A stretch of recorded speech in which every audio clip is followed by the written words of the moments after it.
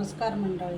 तर उद्या मी मेदूवडे करणार आहे. त्याच्यासाठी मी उडदाची डाळ आहे, घरचीच आहे. तर मी स्वच्छ धुवून घेतली 3 पाण्याने आणि आता मी पाणी ओतून रात्रभर भिजत ठेवणार आहे. तर मंडळी भरपूर पाणी ओतून मी भरपूर पाणी ओतलेलं आहे आणि हे रात्रभर आता अशीच भिजत ठेवणार आहे. सकाळी उठून त्याला वाटणार आहे मस्त. तर खूप छान वडे होतात घरच्या डाळीचे. तर चला आता दुसऱ्या दिवसाची आपण वाट बघूया. मंडळी गुड मॉर्निंग आणि हा दुसरा दिवस आहे. तर आता मी वाटायला घेते डाळ. पाणी काढून टाकले मी त्याच्यातलं आणि मिक्सरच्या भांड्यामध्ये घालून जेवढं कमी पाणी बसेल ना याच्यात, पाणी जास्त घालायचीच नाही आहे, घट्टच असं वाटून घ्यायचं आहे. तर आता मी सगळी डाळ वाटून घेते.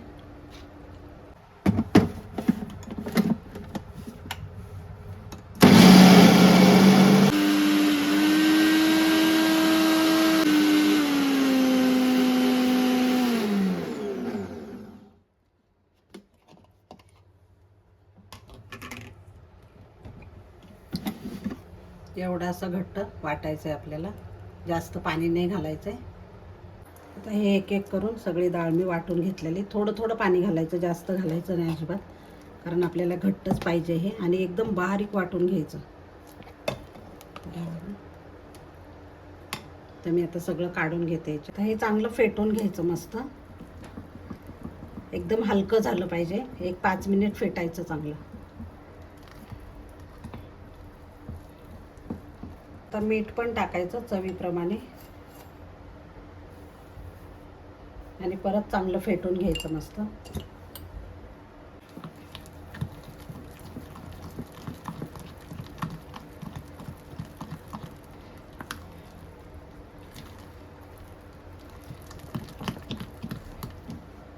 आता मस्त हलकं झालेलं आहे बघा पीठ. तर असं एक वाटीत पाणी घ्यायचं आणि याच्यावर थोडंसं टाकून बघायचं की वरती येतंय का ते. हे बघा तरंगतंय ते, म्हणजे आपलं पीठ हलकं झालेलं आहे. आणि याच्यामध्ये तुम्ही कांदा टाकू शकता, कढीपत्ता टाकू शकता, हिरवी मिरची टाकू शकता किंवा प्लेनही ठेवू शकता तुम्ही. तर कांदा टाकायचा असेल तर तुम्ही तळताना त्याच्यामध्ये कांदा टाकू शकता, नाही तर पाणी सुटतं जरा. आणि खोबऱ्याचे तुकडे टाकू शकता. तर मी प्लेनच ठेवणार आहे अर्ध्या याच्यामध्ये, आणि अर्ध्या याच्यामध्ये कांदा वगैरे टाकणार आहे. तर 5 मिनिट असंच ठेवायचं आणि करायला घ्यायचे वडे. आता थोडंसं हाताला पाणी लावून घ्यायचं, त्याच्यावर पीठ टाकायचं आणि असं मध्ये गोल करायचं आणि तेलामध्ये टाकायचं.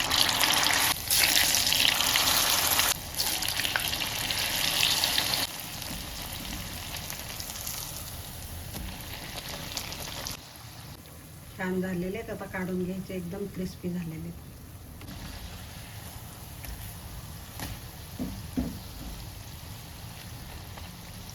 आणखीन एक मी तुम्हाला वडा करून दाखवते. थोडंसं पाणी लावायचं हाताला, पीठ घ्यायचं